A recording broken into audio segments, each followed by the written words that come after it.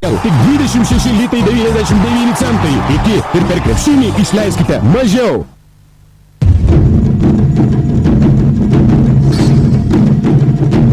Oficialus LKL kamuolys Malta.